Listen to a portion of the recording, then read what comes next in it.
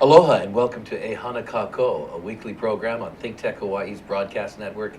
I'm Kenli Akina, president of the Grassroots Institute, and I want to welcome you today.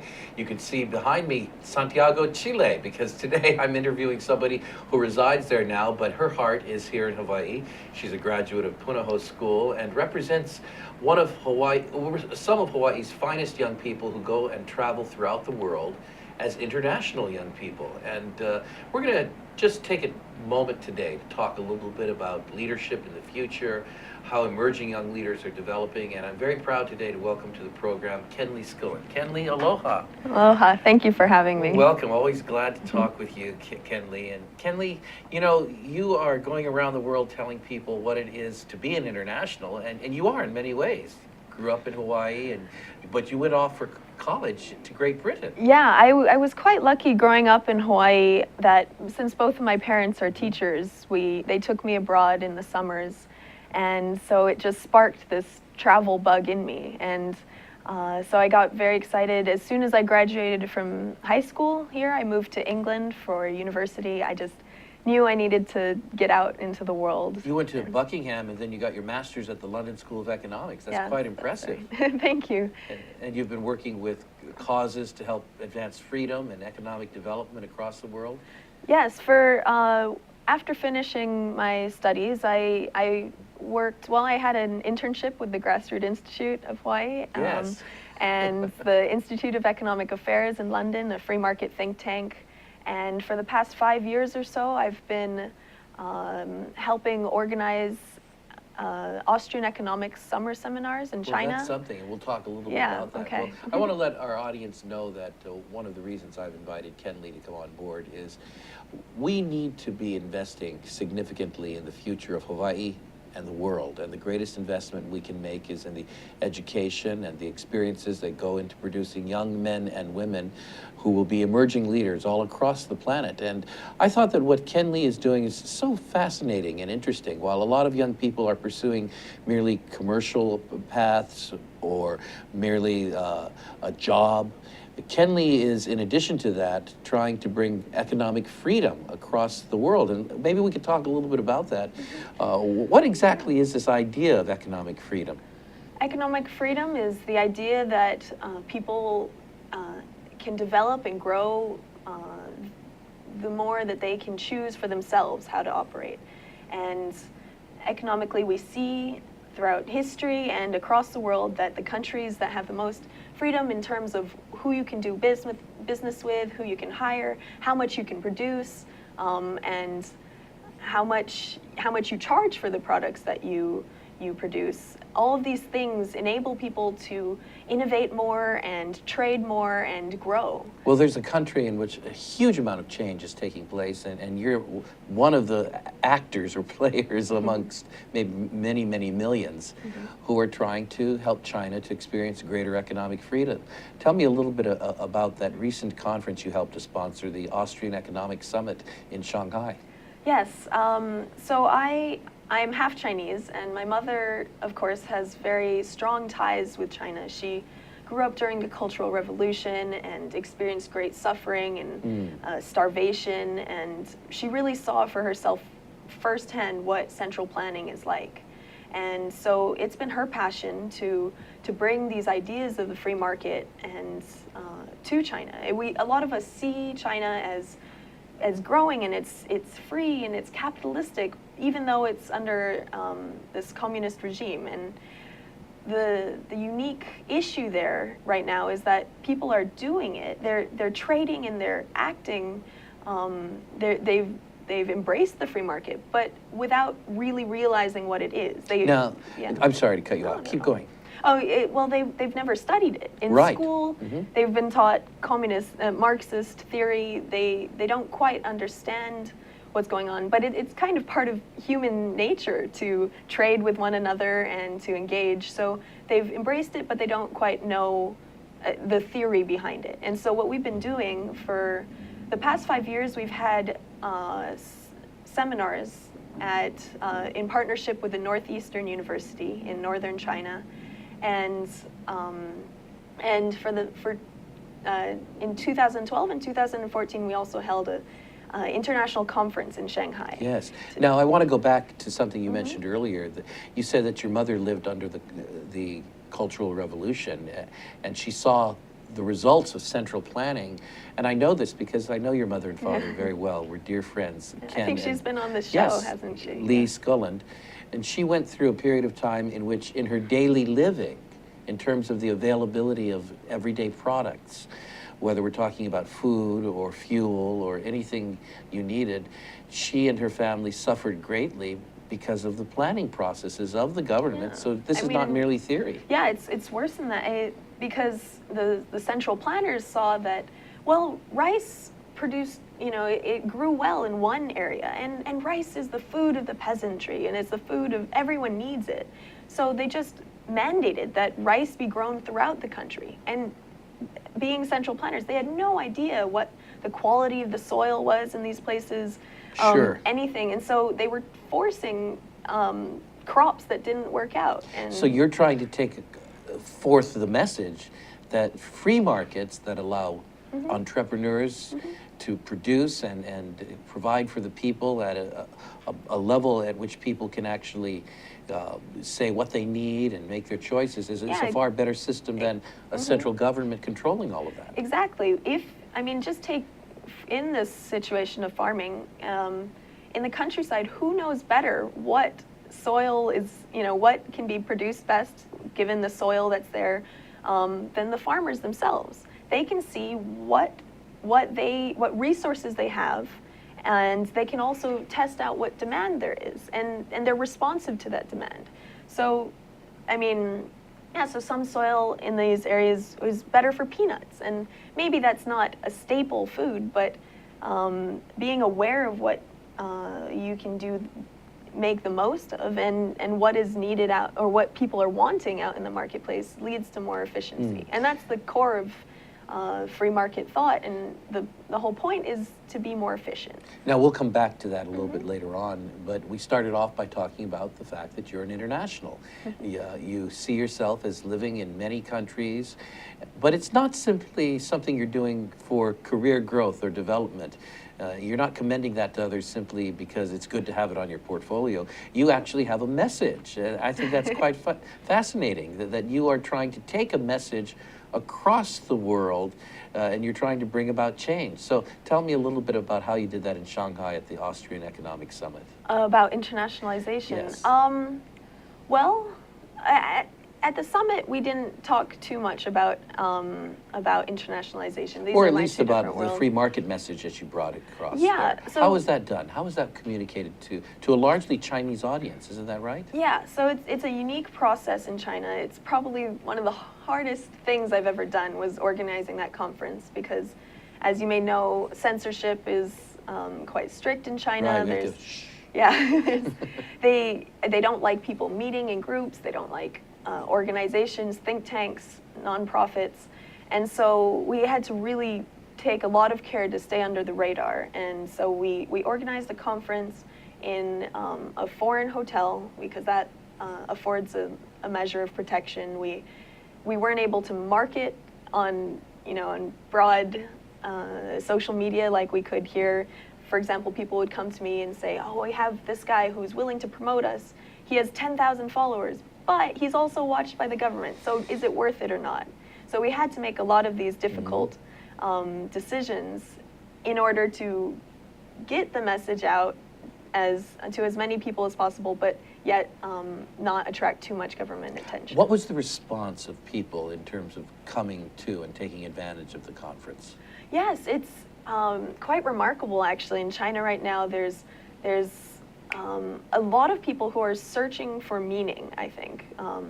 You can see it in the movies throughout China, and also just in what academics are searching for. So we came across a few groups of entrepreneurs who've been quite successful. But now they're trying to, like I said earlier, they're not quite sure about this market thing. They don't actually know if they're doing something good. And so we had a lot of people come to us, or were attracted to our event, because they're trying to learn about the theory of economics in the market, and to kind of understand if it's ethical or not what they're doing. And so we've had great interest from a lot of not only academics but entrepreneurs, which is something that's a bit unique to China. And it's been great. They host all kinds of events afterwards. We have a lot of meetups, a lot of social media groups. There'll be lectures on Austrian economics, which is another name for free market economics, and on WeChat, which is like the version of WhatsApp in China. Well, now that you're talking about WeChat, you probably are connected with a large number of young people in China. Tell me a little bit about how the younger generation responds to free market principles, because all they have known is a centrally controlled government, economy by the centrally controlled government. So what do they understand about free market economics? How do they feel about it in their own country? They're similar to the previous generation, because for people my age, they've only experienced capitalism, though they've not known it necessarily by that name. So they're receptive to it. They're heavy consumers. They're great fans of the market and shopping and eating out and things like that. So they've embraced it fully. But again, like I said, it's not necessarily intellectually, it's just in lifestyle. So I think while they may not realize it on paper, if you ask them certain questions, they may not believe it, but they would in reality be the biggest proponents of the free market, because they don't want to go back to what their parents and grandparents had to deal with. And that's an interesting point you raised, that they may be enamored by consumerism, but not quite know how the free market produces those goods that they're so enamored with. We'll come back in just a moment from a short break. I'm Kenli Schoolland, interviewing a young woman who is really an emerging leader here in Hawaii and across the world, Kenli Schoolland. And when we come back, we'll talk a little bit about how she came to develop the values that she holds. Don't go away. We'll be right back after this. Hi, I'm your host on Think Tech Asia, Bill Sharp. I look forward to you joining us each Monday between 4 and 5 o'clock when we film right here in our studio in downtown Honolulu. The show, Think Tech Asia, focuses on contemporary events in Asia. And by Asia, we mean anything from Hawaii, south to Australia and New Zealand, west to Pakistan, and as far north as the Russian Far East. Clearly, this is one of the most economically dynamic centers of the world, and we bring you up to date on what's going on in a whole host of countries in this very vital region. We look forward to seeing you. Aloha. Aloha, welcome back to Ehana Kako. We're here every week on the Think Tech Hawaii Broadcast Network, and so I want to say mahalo to Jay Fidel and the wonderful crew that makes this program happen. I hope you've been enjoying listening to Kenli Schoolland in the first part of our program today.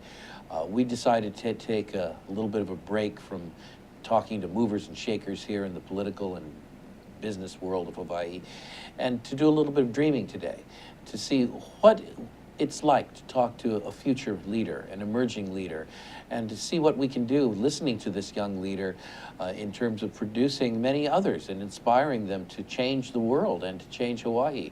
And so I'm going to dive right back into my conversation with Kenli. Kenli, let me ask you this.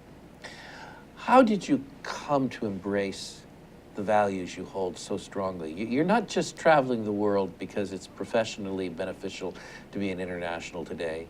You have a message. You're taking, sometimes into difficult places, a message of the free market.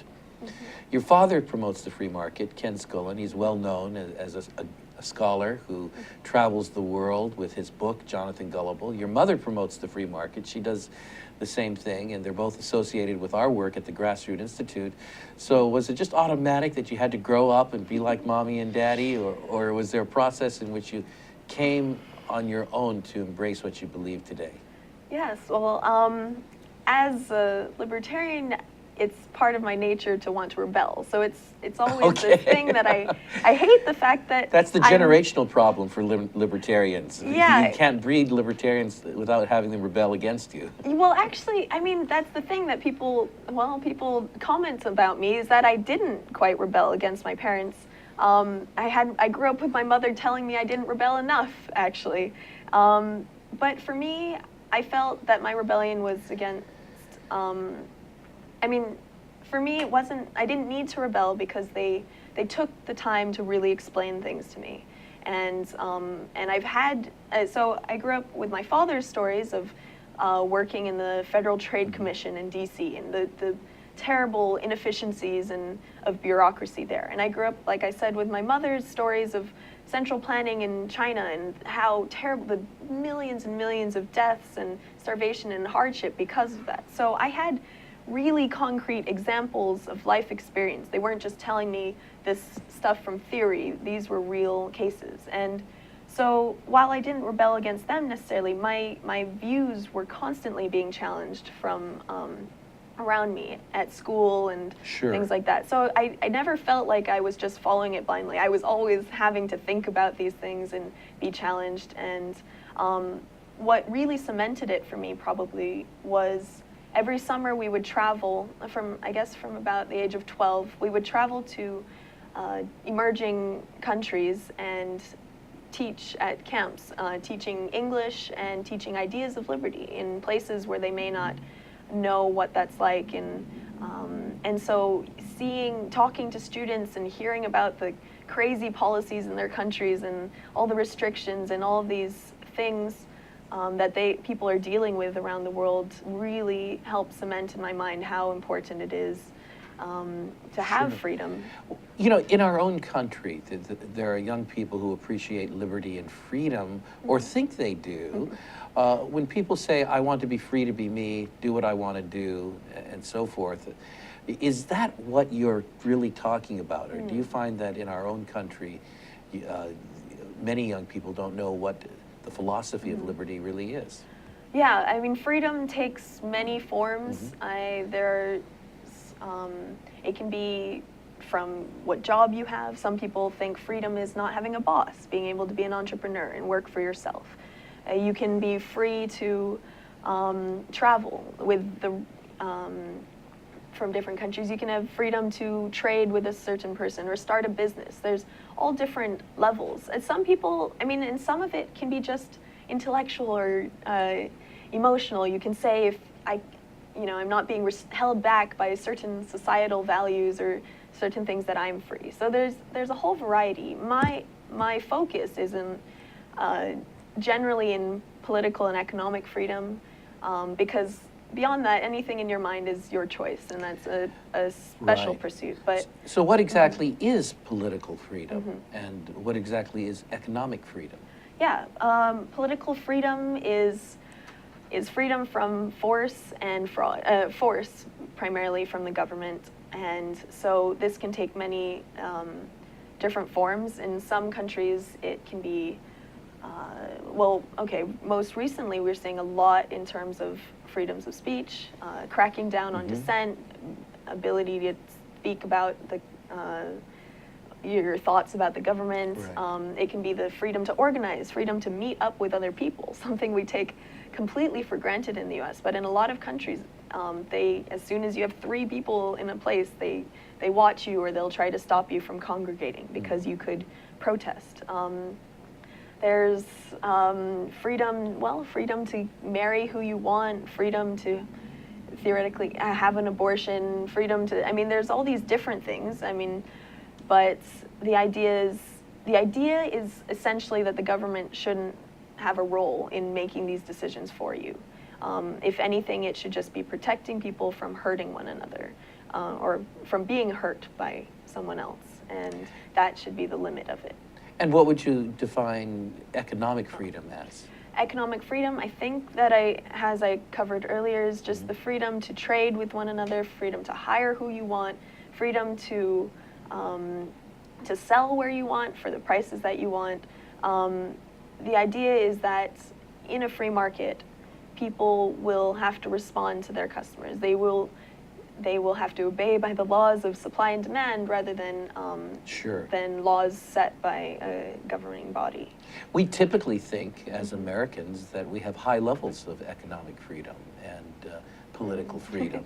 And for the most part, we do in comparison to most countries in the world. But when we really take a closer look, that may not be the case. For example, Yeah. there's a report that we circulated at the Grassroots Institute that lists individual countries in terms of their economic freedom. Yeah. The United States is usually listed somewhere between 13th and 15th place, whereas Hong Kong is in first place. China is much lower, somewhere in 50 and so forth.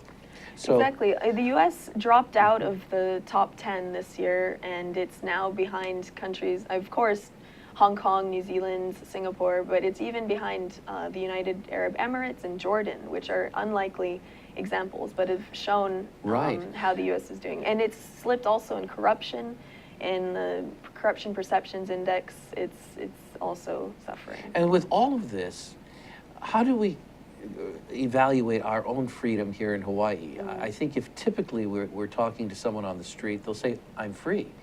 But how do you've lived in Hawaii, you understand our economy and our political system. How would you evaluate the level of freedom here in this state? Yeah, like I said, or like we were talking about earlier, Hawaii is quite, the U.S. is by no means the worst. There Sure. are certain aspects of it that still work, but the main issue when it comes to the U.S. is primarily bureaucracy. In Hawaii, By bureaucracy, you mean the size and the inefficiency of government. yeah, the regulations. I mean, thousands of pages of regulation are released every day in the U.S. Government control over processes to do business. Every single aspect of business. You can, if you produce washing machines, there's Right. Specifications on how much water it can take, what size it should be, and how much energy it should take. I don't even, you can't even get started. Basically, if you can think of it, there's a regulation about it, and it's incredibly difficult to start your own business in less conventional ways. For example, just to become a hairdresser or something. If you just want to cut someone's hair, you can do it for free. But then as soon as you want to charge someone for it, the government steps in and says, no, you need a license, you need like 1,000 hours of training, you need to fill out an application and get this license. And these are things that we don't see on a normal, a daily basis because, well, I haven't tried to be a hairdresser. But these things are stopping people from just working, just producing. Well, certainly Hawaii is one of the most regulated states in terms of industries anywhere in the nation. So that would translate, by what you're saying, into Hawaii perhaps not being as free as we think we are. So I'm just wondering how people perceive freedom. I'm not sure a lot of people are running around saying, I'm not free, I'm not free. Well, what do you think about that? I think, well, I'd say that the difficult thing is that people are used to it. Okay, they've we gotten get used to it. accustomed to this idea that you need to get a license to do something as simple as cutting hair. Sure. And so we've sort of accepted it. When you look at it, more closely, you think, well, wait, why? I mean, I could do this for free, and I could do it for myself. You know, and I'm not just talking about cutting hair. There's over 1,000 occupations that require a license. But yeah, people have come to accept it. And I think one issue in the U.S. is that it's bad, but it's not so bad that people are constantly complaining about it. So there's a level of tolerance. Yeah. We tolerate because overall we seem to have the comfort that we want to have, the opportunity if it takes we want a few to have. months to start a business, I mean, that's unfortunate, but it's not like it's impossible. It's not years. So then the discourse or the discussion about freedom actually might be more, might draw more interest in a place where there actually is less freedom. Yes, And there's that's- something to be said about extremes and a complete backlash against it. So it's a kind of the analogy of the frog in the pot. If if you throw a frog into a pot of boiling water, it'll jump out immediately because it'll see this is terrible. I don't want to be in it. But if you put a frog in a pot of cold water, and then slowly you turn up the heat, the water will slowly get hotter and hotter and hotter, and eventually cook the frog, because he's gotten accustomed to it along the way and didn't know to react. And I'd say that's what's How happening. aware are your friends, your colleagues from high school here in Hawaii, your contemporaries, how aware and interested are they in the matters of freedom? I would have to say not too interested. It's not really a topic that anyone wants to cover. Though I've started to see some a rise in interest from issues like Uber and Yes. these ride-sharing companies that are being restricted by the government, because it's something that directly affects them. They see, wow, this is a great service, it's a great idea too, and it's saving me money, it's efficient, it's up to date, and then legislation comes in that says, that tries to ban this. Airbnb, another example. I don't know what the situation is in Hawaii, but you see it throughout the US, and all of a sudden young people are seeing these issues and thinking, wait, but that doesn't make sense. This is an awesome idea. Why are they trying to stop it? So there's an illustration right in front of people of what the free Exactly. market is and how it might work and all the promise of it and what the highly regulated central control environment really produces, and it restricts their freedom. Yeah, and I think it's fantastic, actually. I'll see on my Facebook news feed or something a friend that's completely politically apathetic, just not interested at all, and they'll be posting protests for Uber or something like that and talking about how, this is good for the market. And I think it's great. And in a way, I'd say that that's the best way to promote freedom and economic freedom and political freedom, but just in terms of issues that affect people directly and that they feel the impact from. Theory doesn't always work. Sure.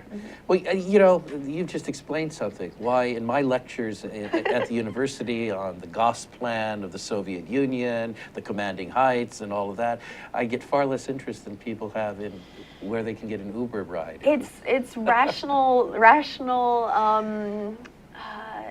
it's acting rationally, not to be too emotionally invested in things that don't matter to you. So as long as you can find some connection to it, you can be interested in it. It's very hard to get too excited or too passionate about the economic situation in India, about property rights there, but because it has nothing to do with you.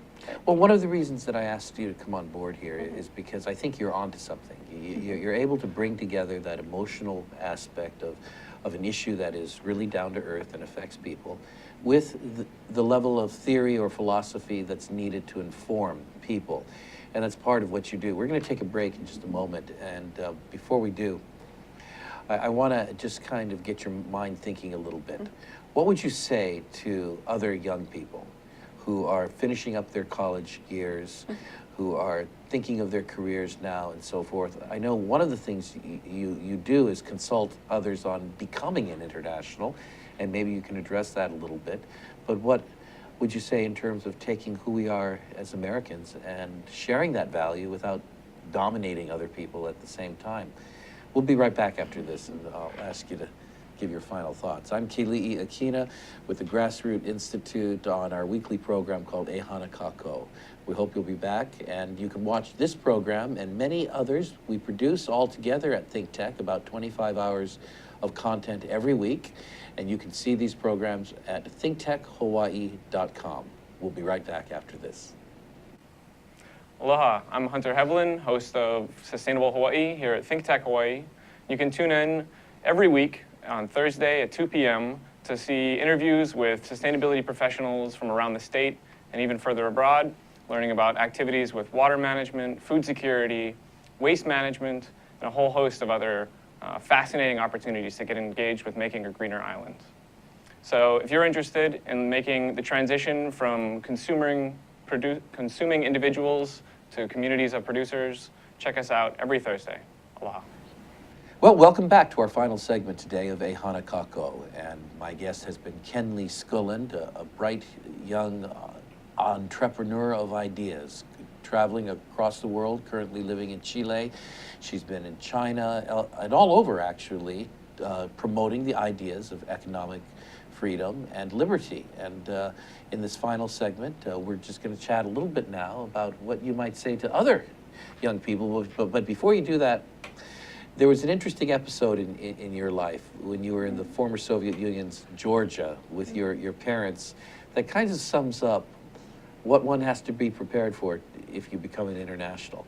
Yeah, so I was talking to you about this earlier, and something that really stuck out in my life that really cemented these ideas for me was in 2008 when I was teaching at a Liberty and Entrepreneurship camp in Georgia, in the Republic of Georgia, and we were there, and people were talking about the fact that Russia was getting sort of involved in Abkhazia, in this sort of separatist region. But they said, oh no, don't worry, nothing will happen, because I mean, Georgia is a favored partner of NATO and the US, and Russia would never dare do anything like that. And so when we were there, yeah, it's true, it didn't feel like anything was different. But just 1 week after we left, Russia invaded, and everything changed. I suddenly found that some of the students that I was just teaching with, my new friends, had a few of them, their hometowns were bombed. Some of them had jumped in cars and were trying to go and fight alongside the Georgian army. And I saw how incredibly quickly a person's life can be completely transformed. And we're seeing that now with Ukraine. The same exact thing happened with Crimea and Ukraine, and so much is happening now. The economy, of course, is floundering because no one wants to invest there, no one wants to do business there, and there are capital controls, and banking has been shut down. You can't withdraw your money from the bank. I don't know if that's still the case, but at least for a certain time. And so businesses are just have collapsed. And I mean, imagine what would happen if, all of your money is in the bank. You feel like that's a safe place, and you're told that. That's right. And Well, but if you can't access it, what good is it? And that's exactly how people feel. They feel secure about their money in the United States. Yeah. But if we take a closer look as to our real stability, maybe we learn a lesson from the rest of the world. Now, let me ask you this. You recently did a seminar, a presentation on internationalizing yourself. Good advice to people who want to travel the world, but do so in a meaningful way. What are some of those things that you could share today? Yeah, well, you touched on a very important point about how a lot of people think that their banks are safe in the U.S. We had a crisis, and the government came in and bailed banks out. So there's this idea that the government will always be there, and it can just keep things happening afloat no matter what. But the U.S. has $18 trillion in debt now, and unfunded liabilities of far over $200 trillion. And it's just, it can't keep up what it's been doing for so long. It's incredible that it's lasted this long, but that's only been possible because of the dollar is the world's reserve currency, which may not last as long as people think it will. And U.S. banks are severely undercapitalized. They have barely anything supporting them. If even a minor shock can lead to runs on banks and can lead to insolvency. Sure. And yeah. And so how does this weigh into how a young person should be thinking about becoming internationalized? Well, Well, yeah, banking, that's something, again, young people don't think about as much because we don't have as much in terms of savings. But so I talk about internationalization, and the main 3 benefits that I see are protection of one's assets, which is what I was talking about there. Put them in the Cayman Islands, no. Maybe, that's an option. Yeah, there are many different options. Sure. The main thing is also, you want to be safe in where you choose to bank, where banks are supported with capital, and the regime, the political atmosphere is sound, and all of these things. But it's also important not just picking one place like that, but a few places, because diversification is always a Very safe good. strategy. It works in investment and it works in your own life. And so I see internationalization having the benefits of protecting yourself, also lifestyle arbitrage, which means you can take advantage of the different situations, and ideological reasons. And back to lifestyle arbitrage, you were asking me about some advice to give to Yes. students. And, well, actually, anyone. I think lifestyle arbitrage is just, I mean, that's the best way to take advantage of life, I think. You can use the skills that you have. For example, speaking English in the US it's not that special of a skill. It's something we all have. But going abroad, all of a sudden you find that this skill that you've taken for granted, there's a market for it. And you can get paid quite well for it. And beyond that, I mean, skills of web design or social media, something that you do on a normal basis, Right. Can be valuable somewhere else.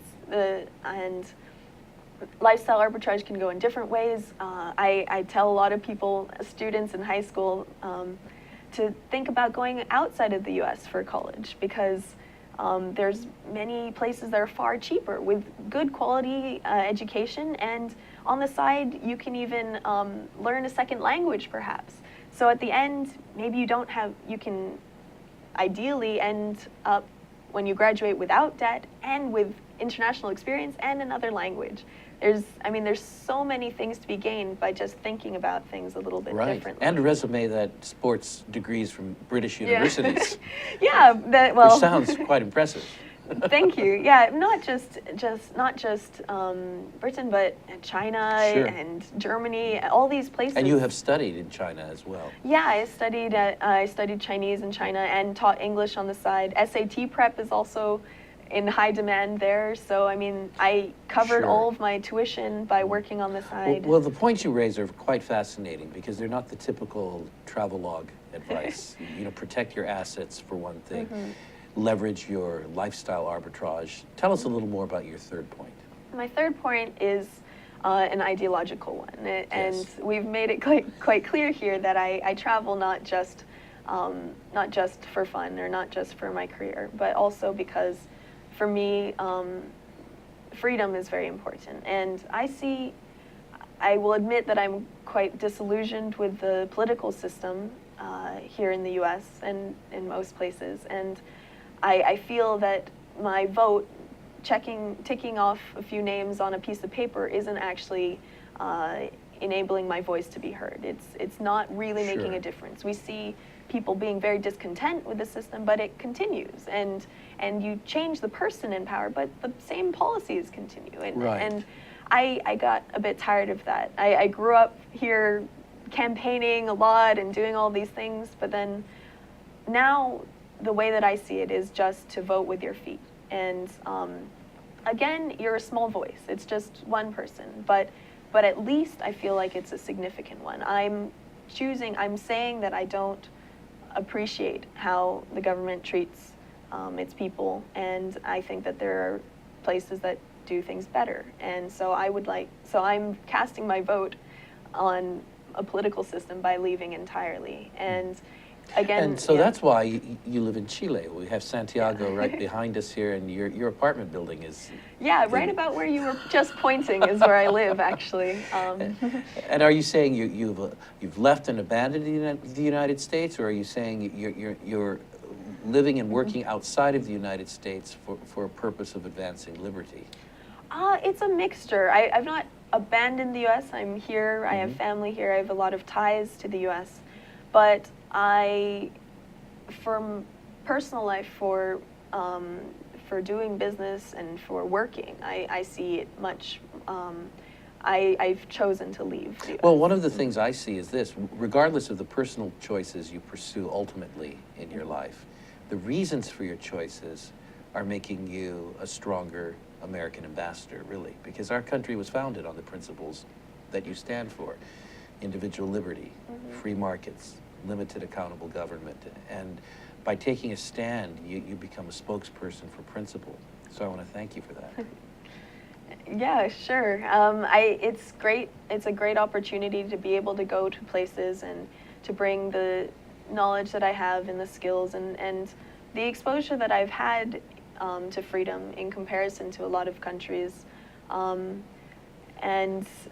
you know, and not just from today, because U.S. has a long, well, not that long relatively, but it has had a significant history with markets that we can take from more from the U.S.'s past to show examples of how its greatness came from a freer market. And so even if you look at today's Right. situation and some of the issues that there are today, there's still great lessons that can be learned from. Well, Kenli, thank you so much for being with us today. Thank you for having me. As you promote freedom and economic liberty across the world, I hope you'll bring your message back to Hawaii too, to keep promoting it here and in our country, and of course, continuing to do so across the world. Thanks for being with us today. Thank you. My guest today is Kenli Schoolland, a true communicator of the principles of economic freedom and liberty across the world. And right now she's doing so in South America. I hope you'll follow her. I think you do have your own website with your credentials, kenlischooland.com? Yes. Okay, and I would commend that to everybody. Much aloha till next time on Ehana Kako on the Think Tech Hawaii Broadcast Network. Aloha.